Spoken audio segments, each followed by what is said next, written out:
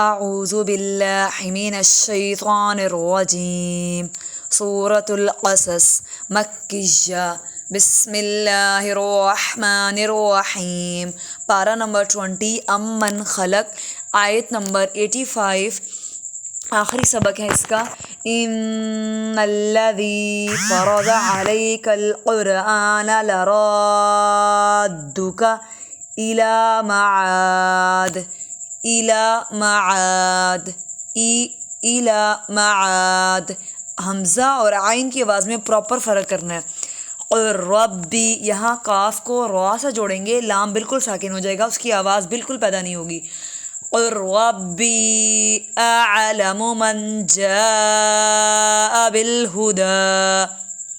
بالہدى ومن هو فی ضلال مبین وما كنت ترجو ان يلقى اليك الكتاب الا رحمة من ربك۔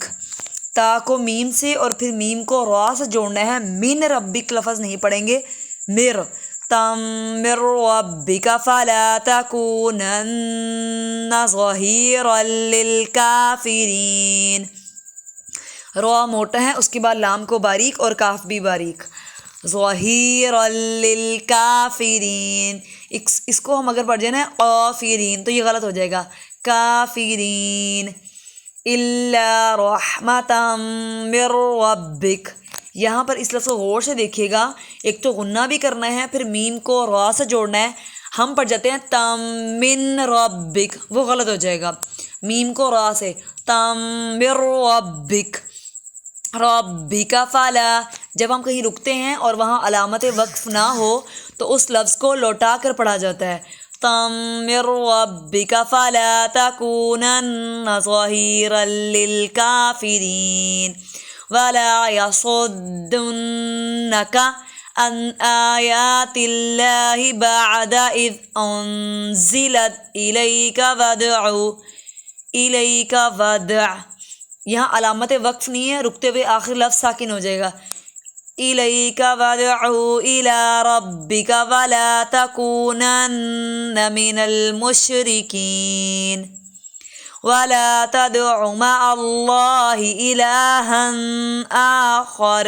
علامت وقف ہے، اور یہاں پر ہم نے آیات اللہ میں لفظ اللہ کو موٹا نہیں کیا کیونکہ اس سے پہلے تا پہ زیر آ رہی تھی۔ مع اللہ لفظ اللہ موٹا کیا کیونکہ اس سے پہلے پیش آ رہی تھی۔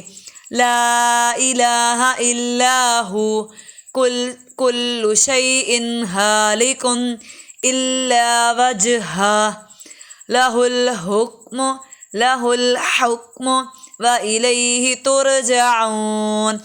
لہ الحکم، پہلا ہا بھاری ہے، دوسرا باریک ہے، لہ الحکم وإلیہ ترجعون۔ آج کے سبق میں وقف کی علامت کا خیال کرنا ہے کہ جہاں علامت وقف ہو وہاں رکیں گے ہر حال میں، اور جہاں علامت وقف نہیں ہے یعنی رکنے کی علامت نہیں ہے، اگر ہم وہاں رکیں گے تو اس لفظ کو ہم دوبارہ سے پڑھیں گے اور اس کے آخر لفظ کو رکتے ہوئے ساکن کر دیں گے، جیسے الیک ودع، پھر دوبارہ پڑھا الیک ودعو الی ربک۔ جزاکم اللہ خیرا کثیرا۔